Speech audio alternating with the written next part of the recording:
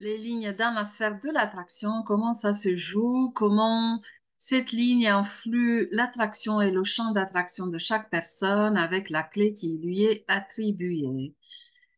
Voilà, hop, les diapos sont là. Partager.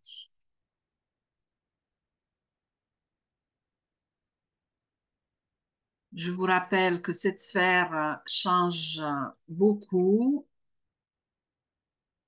dans la journée, dans les jours, dans le mois. C'est la sphère qui change le plus de clés et de lignes.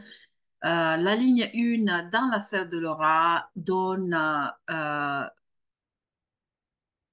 voilà les deux facettes, deux extrêmes de la stérilité, fertilité, le vide entier. C'est une ligne qui vit les relations par tout ou rien, par plein et vide, vit des périodes où elle a besoin d'être dans sa grotte et des périodes où elle ouvre beaucoup la porte aux autres pour remplir un peu ce vide intérieur.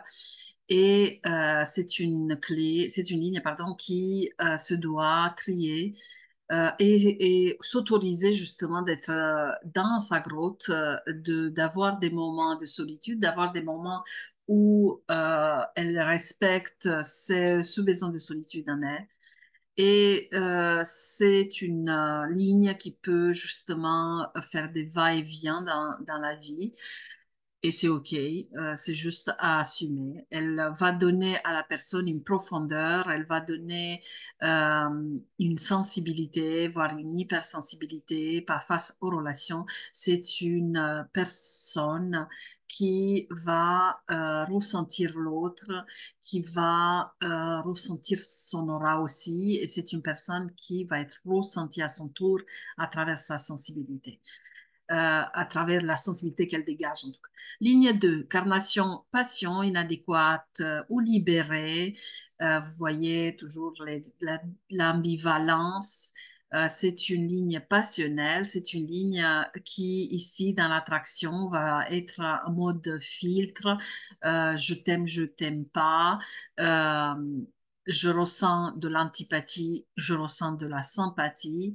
C'est une ligne qui a du flair et qui ressent justement les entraves dans le flux relationnel, dans l'énergie de la personne. Ça ne veut pas dire que quand elle ressent de l'antipathie, il faut qu'elle ferme la porte. Ça veut dire que quelque chose est à regarder, quelque chose vient la chercher. C'est une ligne qui, en fonction de sa nature, hein, inadéquate ou libérée, de son parcours où elle se trouve, va donner une image d'elle un peu déviée, un peu décalée, ou une image cool. Mais de toute façon, le cool, comme on dit, est toujours perçu de façon très subjective. Les personnes cool qu'on considère cool ne sont pas les mêmes qu'un autre considère cool, vous voyez. Ça va venir chercher un peu notre légèreté à nous ou cette facilité d'expression. La ligne 3, promiscuité, ludisme, mais le dramatique ou aventurier. Cette ligne 3 dans l'attraction va être aventurière, donc curieuse.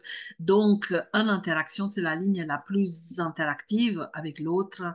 Elle a besoin d'entrer en contact avec les gens. Elle a besoin de se trouver à partir à travers l'autre. Pour moi, la ligne la plus communicative dans le sens où il y a du monde. Voilà, elle n'a pas de cycle de fermeture ou d'ouverture, c'est open bar.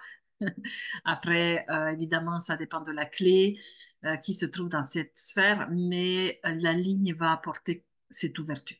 La ligne 4, frigidité, romantisme, distant, intime, ça fait une ligne ambivalente, un petit peu comme la ligne 1, mais pas aussi catégorique.